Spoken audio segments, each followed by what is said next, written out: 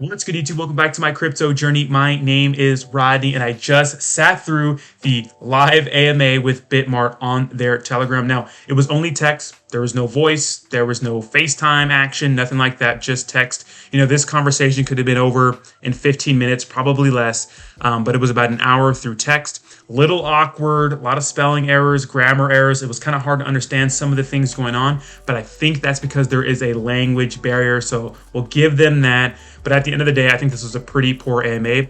Total of 10 questions, but they did answer some of the hot questions that everyone wants to know. To clarify, if you have Saitamas, no, you do not get reflections. Bitmart does not offer Saitama reflections. We heard it here earlier before the AMA. Some people were asking before they closed off messaging.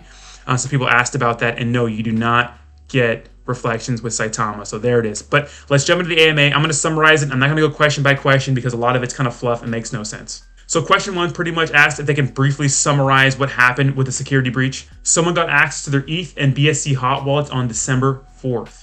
They said they reached out to people like Slowmiss, Certic, Chain Analysis, PeckShield, and BlockTrace to help find who the hackers were. The security breach was due to a stolen private key.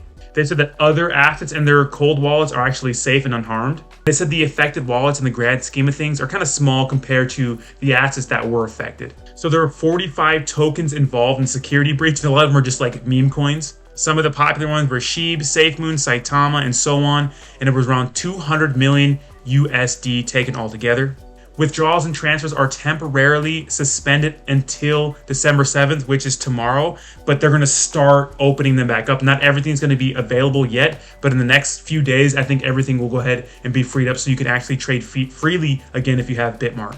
And it's not just the tokens affected, I believe. I believe it's everything, just for security purposes, they say, right?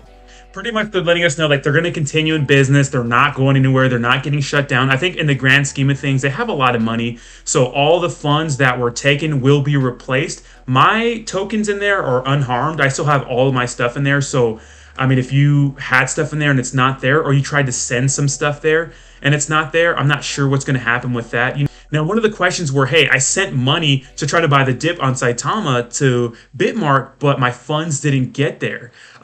I had a subscriber ask that same question. Now, I don't know for sure, but I'm thinking like, hey, if transactions fail, usually those funds go back to your account, right? But if they're still pending, I'm sure they'll enter your account or they'll be deposited into your account when trading becomes available again on Bitmart. So you might just have to wait until they make that optional again.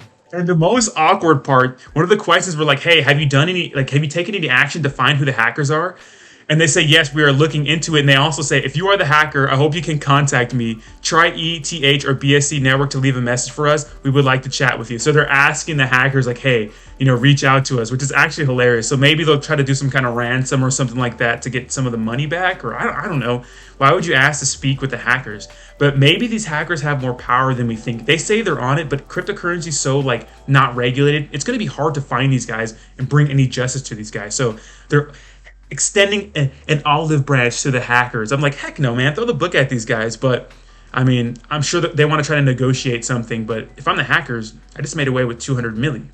I don't want to talk to you. You know what I mean? So, and you know what? That's all they really had. There was nothing else. There's like fluff in there and other questions, but it really makes no sense to go over that stuff because those are not the things that people wanted to hear. So let me know what you think in the comments down below. Did you have some questions for them that maybe I missed or maybe they missed? Let me know. I'll go ahead and leave the link to their Telegram down there so you can go ahead and read through the full transcript if you like. I'll also leave a website they left us for like reference just in case you had any more questions that they missed. But let me know what you think in the comments down below. Do you think this Q&A was good enough? Because I personally expected more from Bitmart.